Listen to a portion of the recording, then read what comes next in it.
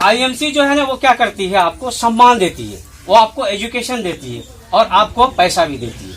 इसीलिए 3 registered mission के साथ इन्होंने काम किया। इसका पहला मिशन स्वदेशी अपनाओ देश बचाओ, मतलब देश की चीज को अगर यूज करेंगे तो कंट्रीब्यूशन हमारे देश में जाएगा और हमारा देश तरक्की करेगा। सबसे पहला मिशन है इसका कि हम विदेशी सामान को ना खाएं।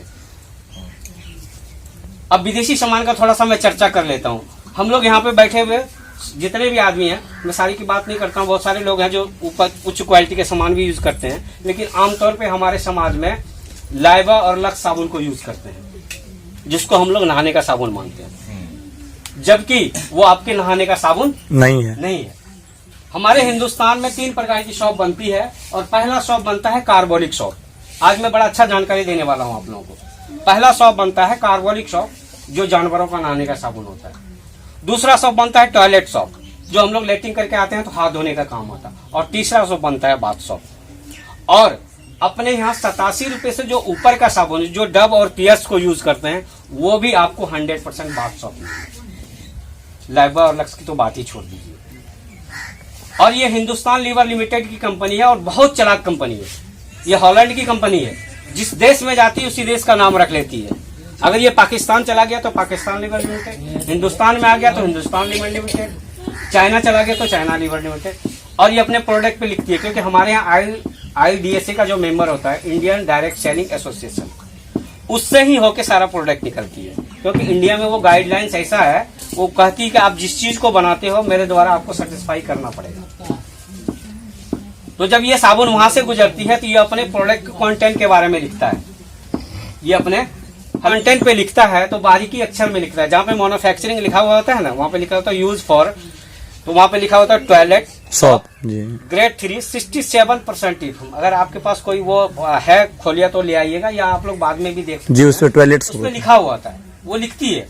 क्योंकि IDSA गाइडलाइंस बोलती है, IDSA गाइडलाइंस बोलती है कि आप जिस चीज को बना रहे हो उसमें क्या कंटेंट डाल रहे हो उसको देखना पड़ेगा। और वो लिखती है, बड़ी बारीकी अक्षर में लिखती है। और हम लोग पता है क्या करते हैं, आज से 20 साल पहले भी लक्स साबुन 10 रुपए में मिलता था और आज भी मिल रहा है। लेकिन कितने आदमी ये बात देखते हैं कि ये ग्रामेज कितना है। हम लोग इस चीज से खुश हैं कि 10 रुपए में पहले भी मिलता था और आज भी मिल रहा है।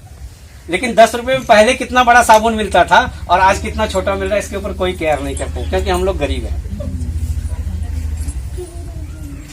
वो लिखती है, मतलब ग्रेड 3 नंबर 3 की। एक तो ये टॉयलेट सौंफ लिखी, टॉयलेट सौंफ मतलब लेटिंग करके आए तो हाथ धोने का काम हुआ। ग्रेड 3 मतलब नंबर 3 की TFM टोटल फैटी मैटर, मतलब इसमें गाय और भैंस की चर्बी मिलाई जाए। तो बताइए, जो आदमी साधुवाद हैं उनकी साधुवाद रहेगी। इसीलिए लाइबा और लक्स, जब आपको कोई स्किन डिजीज होता है, फोड़ा, फुंसी, नजला कुछ भी अगर हो जाता है और डॉक्टर के पास अगर पहुंचते हैं और वो जैसे ही आपका रिपोर्ट लेता है तो क्या बोलता है, आप कौन सा सौंफ लगा रहे हैं, तो बोलते हैं लाइबा और लक्स लगा रहे हैं, तो बोलता है फौरन इसको बंद कर। अगर वो आपके त्वचा के लिए सही रहेगा तो वो डॉक्टर बंद करेगा क्या? नहीं करेगा। तो वो लगाने का साबुन नहीं है। तो विदेशी सामान जो होता है वो अपने गुणवत्ता की चीज को आपके पास नहीं देता है। मैं दार्जिलिंग गया हुआ था और दार्जिलिंग एक चाय की फैक्ट्री में गया, वहां पर मैं ये जानकारी लेने के लिए गया था। तो आखिर यहाँ पे एक चाय है जो 2500 रुपये किलो मिलता है और एक चाय है जो 450 रुपये किलो मिलता है। आप जब बागडोगरा क्रॉस कीजिएगा तो चाय की बहुत सारी बागान है। तो मैं गया इस चीज को देखने के लिए। और मैं बता दूं, हम लोग जो चाय पत्ती पीते हैं ना, ये गश्त पीते हैं, ये ओरिजिनल चाय नहीं पीते हैं। ओरिजिनल चाय की पत्ती अगर आपको दे दिया जाए तो आपको 2100 रुपये से कम का चाय पत्ती नहीं मिलेगा। 2100 रुपये केजी। और उसका डस्ट हम लोगों को पिलाया जाता है। ऐसा चाय पत्ती होता है। तो क्या क्या, और वो चाय आपको क्या है, ऑक्सीडेंट है, ऑक्सीडेंट। और हमारा जो चाय पत्ती है एंटीऑक्सीडेंट है। बाहर की सामान और यहाँ की सामान दोनों में बहुत बड़ा डिफरेंस है। मैं डेमो के माध्यम से भी आप लोगों को 2-3 प्रोडक्ट भी दिखाऊंगा कि आखिर मार्केट का प्रोडक्ट और हमारा प्रोडक्ट में क्या डिफरेंस है, क्यों यूज करना चाहिए। हम लोग कहीं ना कहीं से तो सामान यूज करते हैं कि नहीं करते? ऐसा तो नहीं है हम लोग मुंह नहीं धोते हैं, चाय नहीं पीते हैं, साबुन नहीं लगाते हैं। इसमें करना क्या है, बहुत सारे लोग आईएमसी में आते हैं, बोलता सर जी आपका मीटिंग करने के लिए मुझे बाहर जाना पड़ेगा, प्रोडक्ट बेचना पड़ेगा। मैं कहा कुछ नहीं करना पड़ता है। बहुत सारे लीडर आते हैं, बोलते हैं आदमी को अभी आपने दुकान खोला और आपका आके बोलेगा कि आपको मीटिंग करवाना पड़ेगा, आपको प्रोडक्ट बेचना पड़ेगा। कुछ नहीं करना पड़ेगा आपको, सिर्फ आपको क्या करना पड़ेगा, दूसरे को बताना पड़ेगा। मैं यहाँ आने से पहले आप लोगों को बोला था ना, कुछ आदमी को बुला लीजिए, क्योंकि जब तक जानेगा नहीं यहाँ पे दुकान खुला है वो आएगा कैसे। और हमारी ऐड कभी टीवी पे नहीं आती है, क्योंकि जो ऐड करते हैं ना उसका जो वो कॉस्ट लेता है वो कॉस्ट हम ही लोगों को दिया जाता है। हम लोग जो आते हैं यहाँ पे बताने के लिए वो कॉस्ट हम ही लोगों को मिलता है। हम ही लोग इसका अमिताभ बच्चन है, हम ही लोग इसका धर्मेंद्र है, हम ही लोग जाया पर्दा ऐसा रहा है, इसीलिए आईएमसी पैसा देती है उसी कॉस्ट का। यहाँ पे कुछ नहीं करना है। मेरा 2-3 सवाल आप लोगों से, अगर ध्यान से सुनिएगा मेरी बातों को तो आप लोग इस सवाल का जवाब दे दीजिएगा। यहाँ पर बैठे हर इंसान एक बात बताइए, कौन आदमी बीमार रहना चाहते हैं? कोई नहीं सर, सभी आदमी स्वस्थ रहना चाहते हैं। अच्छा, कौन आदमी है जो अपने आप को बदसूरत दिखना चाहते हैं? कोई नहीं। और किनको पैसा नहीं चाहिए? सबसे खतरनाक सवाल है। सबको चाहिए, सबको चाहिए। ये आईएमसी तीनों चीज देती है आपको। अगर आप मेरे प्रोडक्ट को यूज कीजिएगा तो आप बीमार नहीं रहिएगा, सुंदर दिखिएगा, क्योंकि न्यूट्रासिटिकल और फार्मास्यूटिकल दोनों में डिफरेंस होता है जी। न्यूट्रासिटिकल का मतलब होता है नेचुरल चीजों से बना हुआ, और फार्मास्यूटिकल का मतलब होता है केमिकल बेस होती है। तो एक बात बताइए, मनुष्य को स्वस्थ रहने के लिए 3 चीज परम आवश्यक है।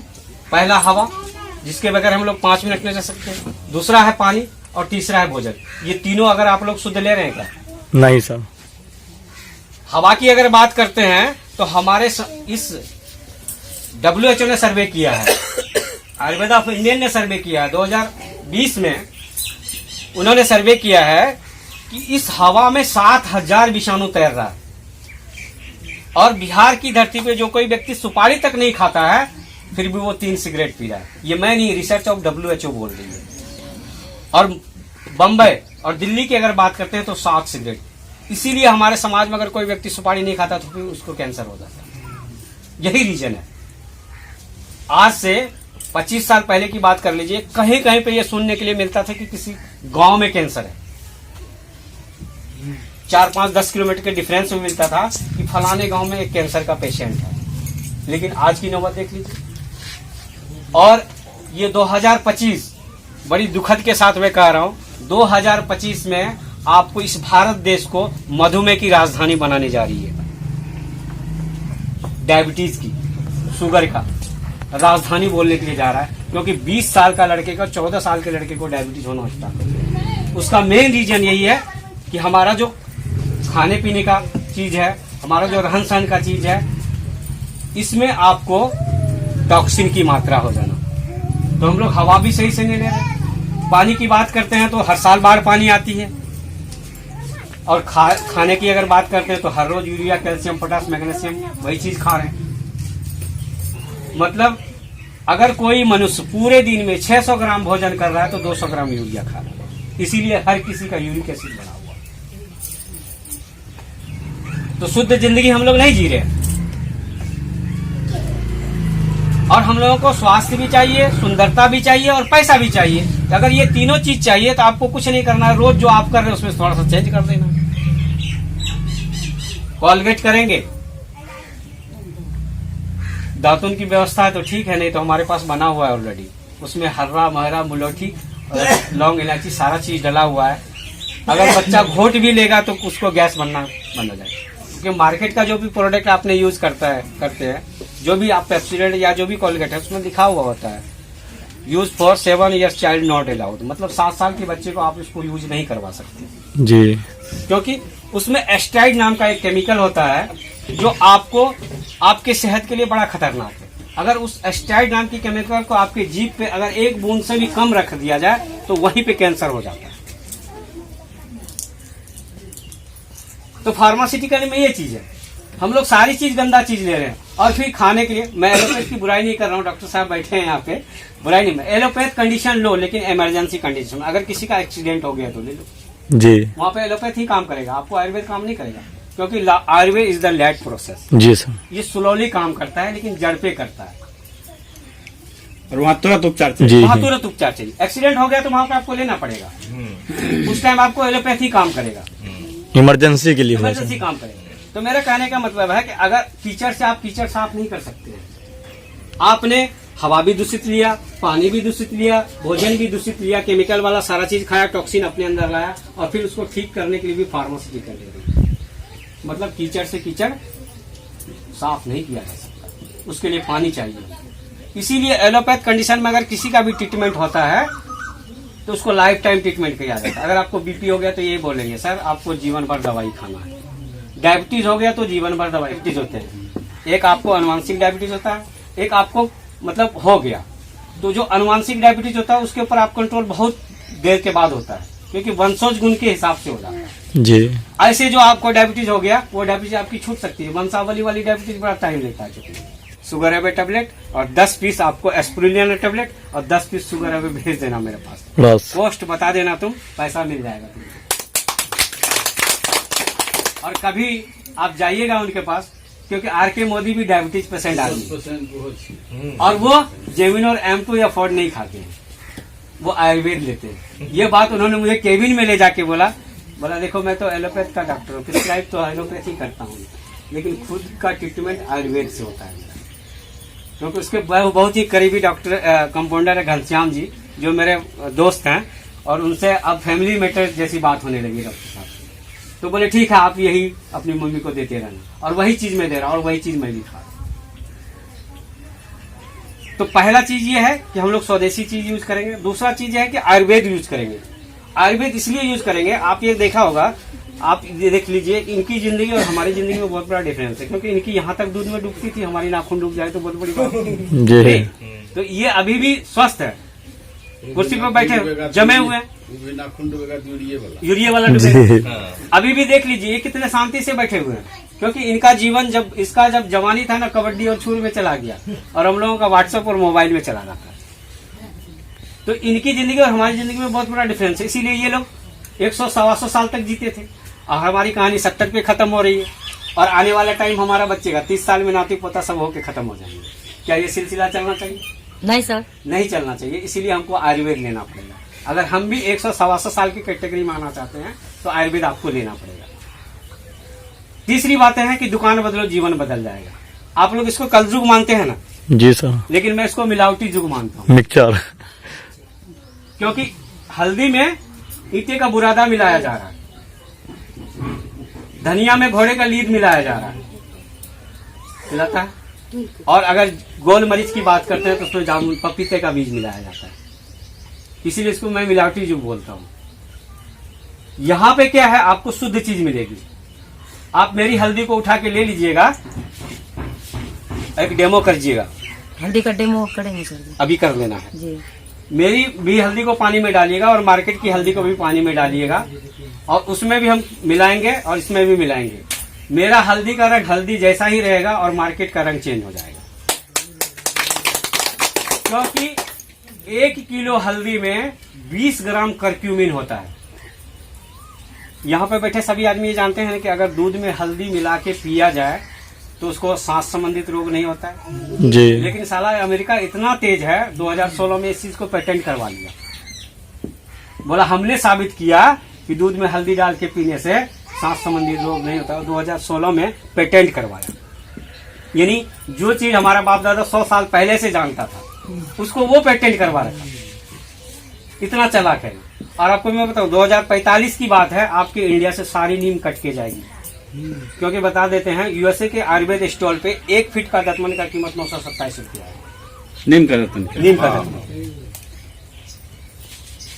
अभी हम लोग दुबई टूर क्वालिफाई किए हैं, दुबई जा रहे हैं, तो हम लोग नीम का दतमन यहाँ से लेके जाएंगे वहाँ अपने पेस्ट के साथ, क्योंकि वहाँ पे डेमो करना है हम लोगों को। 1 फीट का दतमन 927 रुपया, इंडिया का 927 रुपया। और वो लोग पता है क्या करते हैं, कुच्ची बना के करते हैं और फिर काट के फ्रिज में रख देते हैं, क्योंकि 927 रुपया महंगा लगता है। और अपने यहाँ घर की मुर्गी दाल बराबर। आज आप लोगों को खाने पीने का नुस्खा भी हम बताएंगे। शौचालय करते टाइम जब आप लोग लैट्रिन करने के लिए जाते हैं, 12 साल में सभी बच्चे का दांत आ जाता है।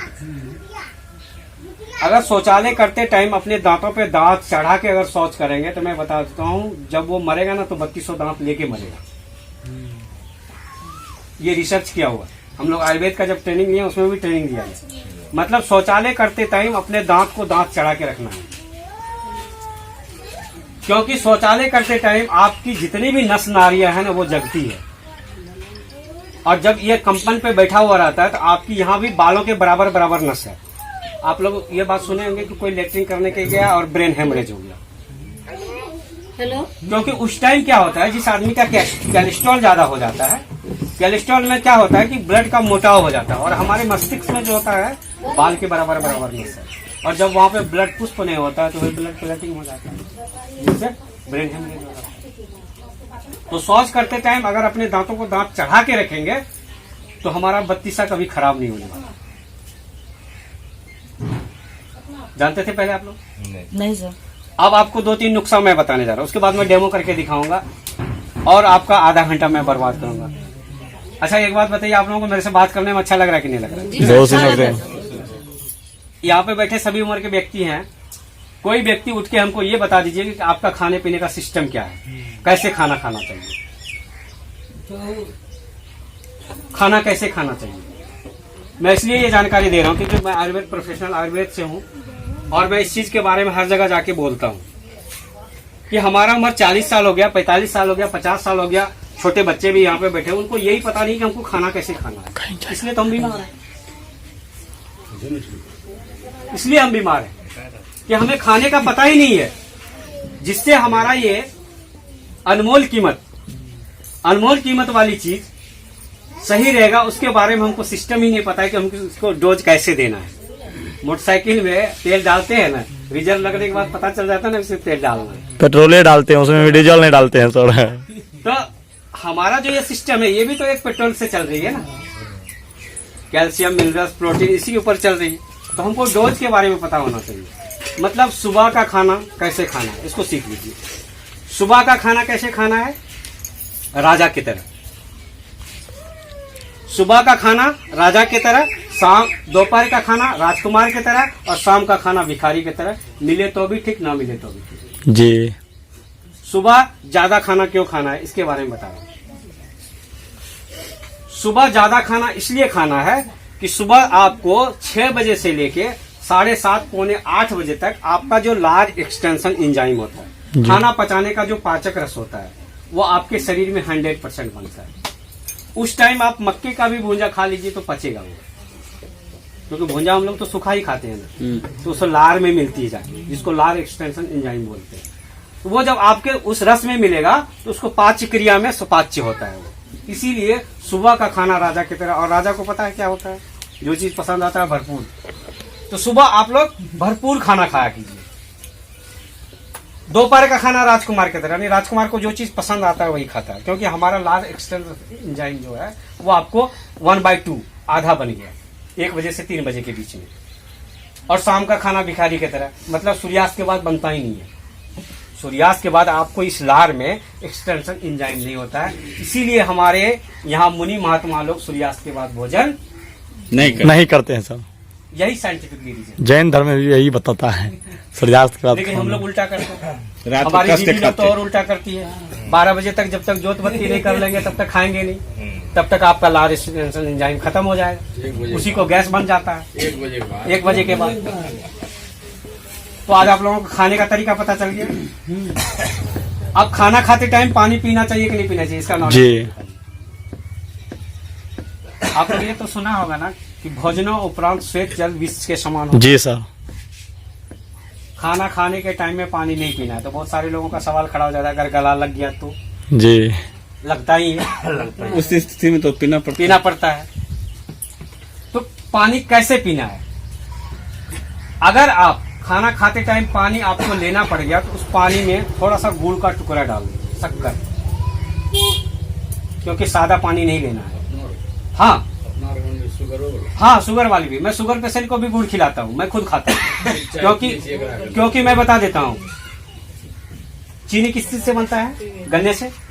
गुड़ भी बनता है गन्ने से, लेकिन चीनी में सल्फर मिलाया जाता है जो शुगर कहा जाता है, लेकिन गुड़ में मिलाया जाता है।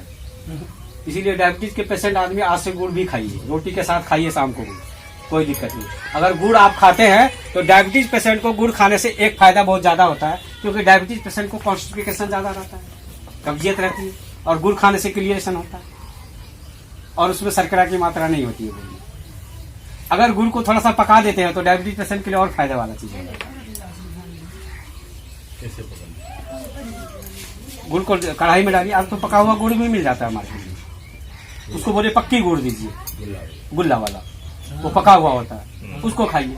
ज्यादा नहीं खाना है, लेकिन रोटी के साथ खाना है। अगर आप रात के भोजन के साथ अगर आप खा रहे हैं तो आपका कॉन्स्टिपेशन में बहुत अच्छा सुधार आ जाएगा, और कब्जियत अगर दूर होगा तो समझिए, क्योंकि डायबिटीज वाले को कॉन्स्टिपेशन होता है, 100 में 90% लोगों को होता है। तो क्या करना है, उसमें गुड़ डाल लेना है और थोड़ा सा गुड़ मार देना, ज्यादा नहीं मार, क्योंकि अगर आपको प्यास भी लगी हो और भूख भी लगा हो तो पहले पानी पीना है, और पानी पीने के 48 मिनट बाद भोजन। जी, पानी पीने के 48 मिनट बाद 48 मिनट बाद भोजन करना है। अगर भूख भी लगी है और प्यास भी लगी है तो पहले पानी पीना है।